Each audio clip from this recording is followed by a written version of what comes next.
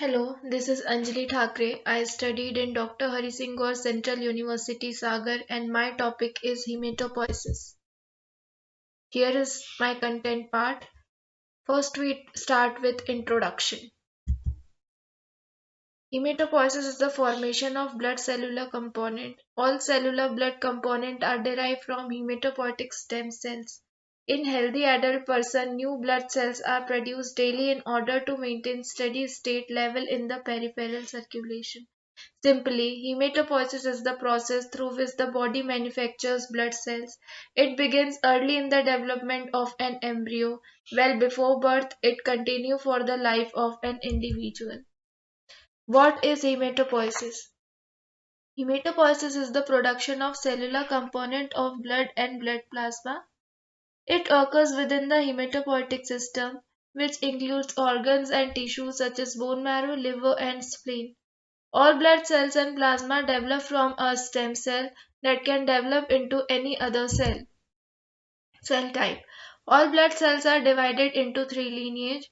First one is red blood cells, also known as erythrocytes. These transport oxygen and hemoglobin throughout the body.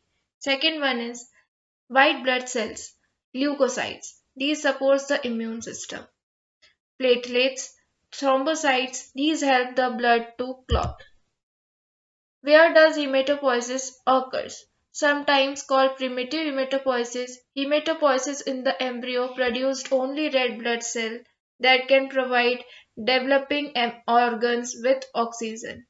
At this stage in development, as we can see in the diagram, the yolk sac which nourishes the embryo until the placenta is fully developed and controls hematopoiesis.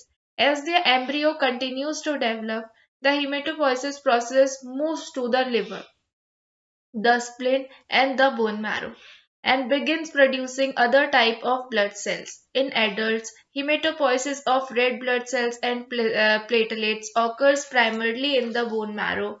In infants and children, it may also continues in the spleen and liver.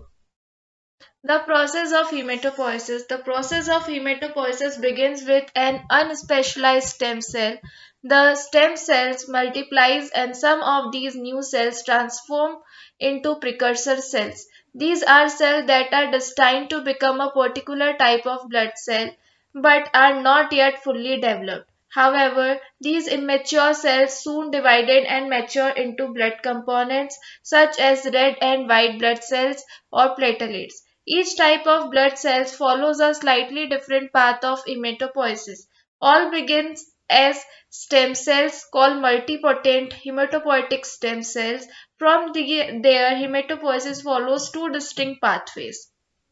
Trilineage hematopoiesis refers to the production of three types of blood cells, platelets, RBC and WBC.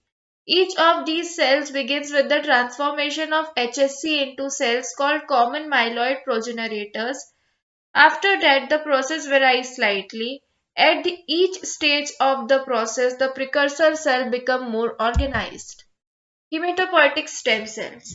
Hematopoietic stem cells reside in the medulla of the bone marrow and have the unique ability to give rise to all the different mature blood cell types and tissues. HSCs are self-renewal cells. When they differentiate, at least some of their daughter cells remains as HSC, so the pool of the blood stem cells is not depleted. This phenomena is called a symmetric division.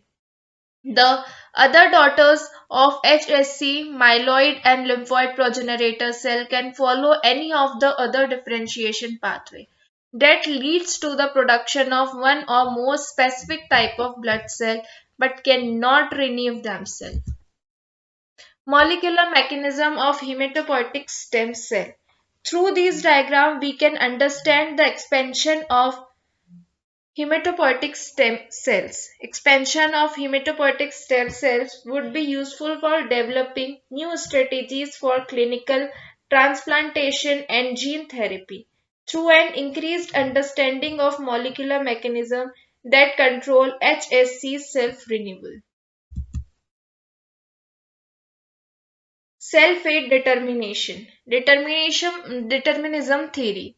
It says that the colony stimulating factors and other factors of the hematopoietic microenvironment determines the cell to follow a certain path of cell determination. This is the classical way to describing hematopoiesis. Next one is stochastic theory. This theory says that the undifferentiated blood cell differentiate to specific cell type by randomness. It subdivides the population into groups exhibiting variable rate of cellular differentiation. Thank you. Here I end my presentation.